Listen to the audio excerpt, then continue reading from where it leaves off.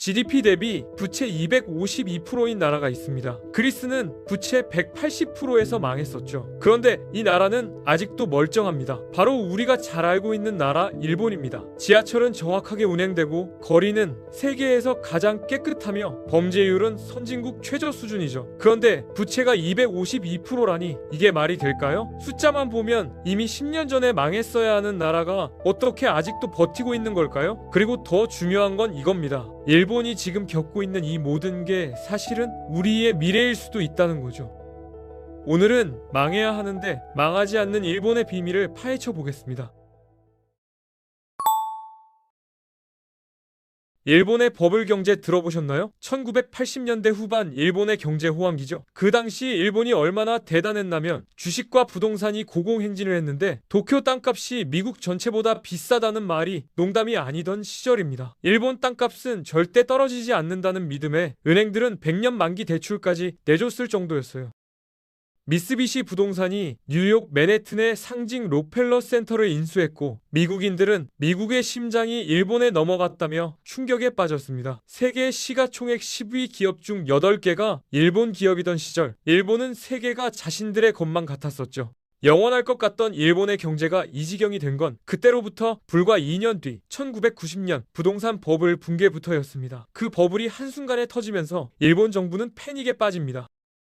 경기를 살리겠다고 30년 넘게 돈을 미친 듯이 찍어댔어요. 2008년 금융위기 때도, 2011년 동일본 대지진 때도, 2020년 코로나 때도 계속 돈을 풀었죠. 그 결과가 바로 지금의 GDP 대비 부채 252%입니다.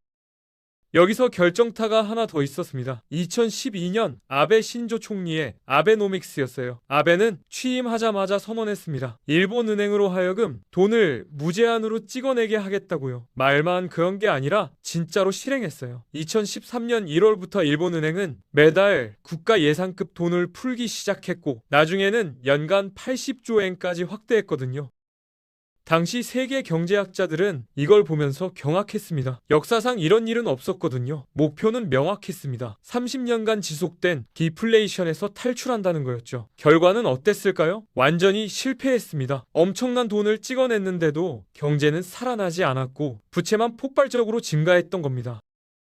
여기까지 들으면 이런 생각이 들 겁니다. 그래도 일본은 아직 안 망했잖아? 맞습니다. 아직은요. 바로 그 비밀이 지금부터입니다.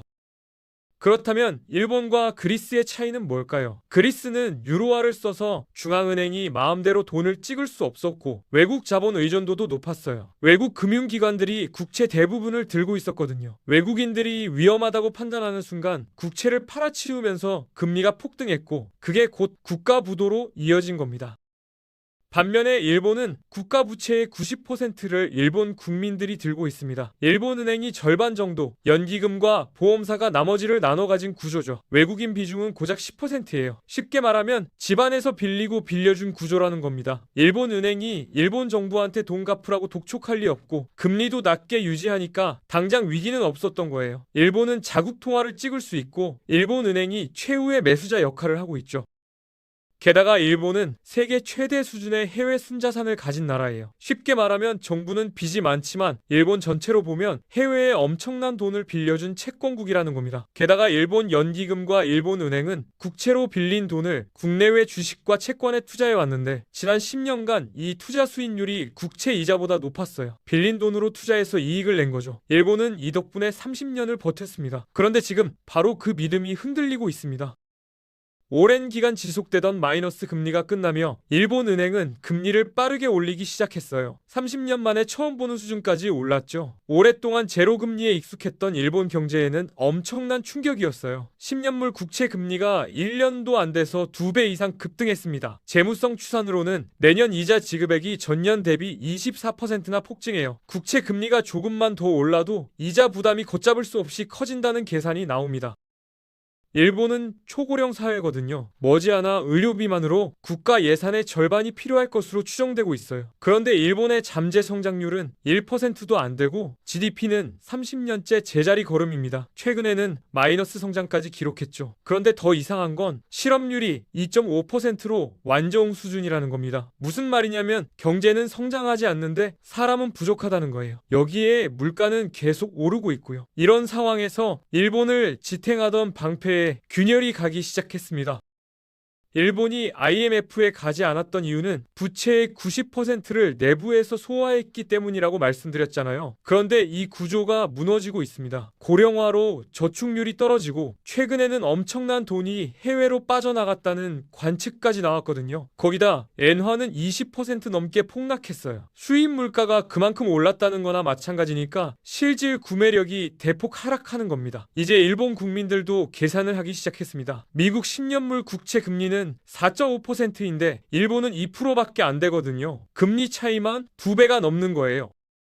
전문가들은 경고합니다. 일본 가계 자산의 10%만 해외로 이동해도 엔화 매도 압력이 천문학적 수준에 달할 거라고요. 시장은 이미 일본 정부를 의심하기 시작했습니다. 최근 장기 국채 입찰에서 음찰이 급락했거든요. 일본 은행이 긴급 개입을 논의했다는 보도까지 나왔죠. 시장이 먼저 경고하고 있는 겁니다.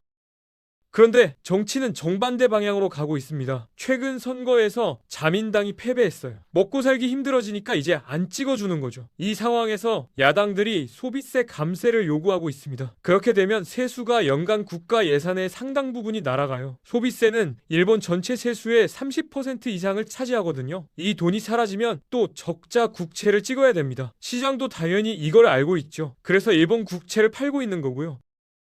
이런 상황에서 일본 국민들이 거리로 나왔습니다. 재무성 앞에 1000명 넘게 모였는데 일본인들이 웬만하면 시위를 안 한다는 걸 생각하면 이건 정말 심각한 신호거든요. 시위대가 뭘 요구했냐면 세금을 감면하고 돈을 더 풀라는 거였어요. 아베노믹스가 10년 넘게 현금을 뿌렸는데 국민들이 여기에 익숙해진 겁니다. 이제 재정을 긴축하려고 하니까 반발하는 거죠. 재정을 풀면 부채가 폭증하고 긴축하면 국민들이 정부를 안 찍어주는 딜레마에 빠진 겁니다.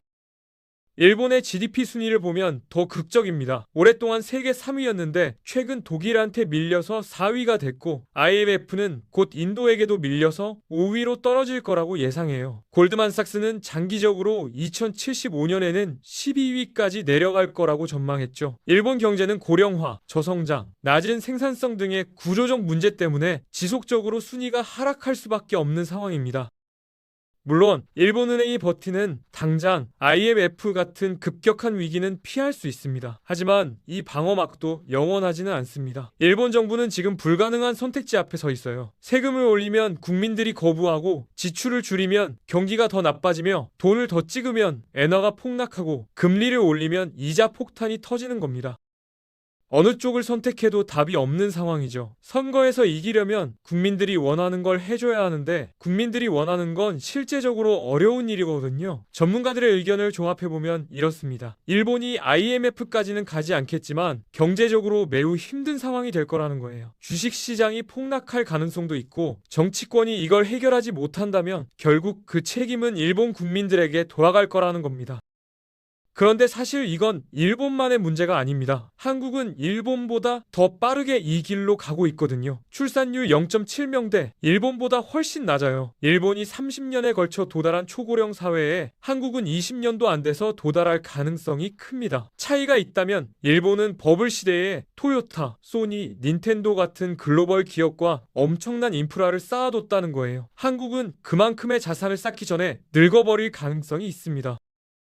일본은 과거에 갇힌 나라가 아니라 다른 나라들이 아직 도달하지 못한 미래를 먼저 살고 있는 나라라고요. 성장 없이도 사회가 유지될 수 있는지, 인구가 줄어도 삶의 질이 유지되는지 일본은 지금 그 답을 찾고 있는 겁니다. 하지만 일본을 보면서 우리가 배워야 할 건 희망이 아닙니다. 경고입니다. 우리에게 남은 시간은 더 짧기 때문에 우리는 더 빨리, 더 강하게 대비해야 합니다.